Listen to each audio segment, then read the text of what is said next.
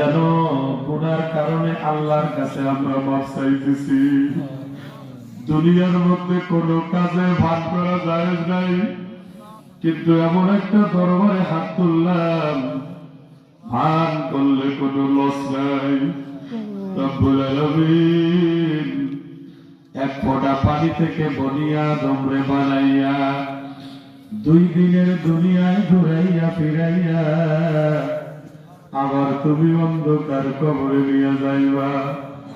এই দুনিয়াতে আর কাউকে থাকতে দিবা না।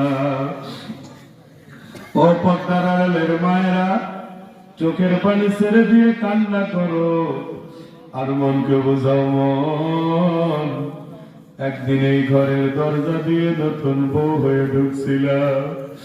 কত মেয়ে লোকে তোমার শরবত খাওয়াইছে, কতজনে গরমের দিনে পাখা দিয়ে বাতাস করেছে।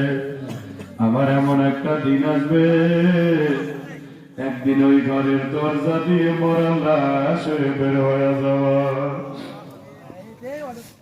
রব্বুল আলামিন আপনি কুদরতি নজরে প্যান্ডেলের দিকে তাকায়া দেখেন, আপনার কত বান্দা বান্দি চোখের পানি ছেড়ে কান্না করে।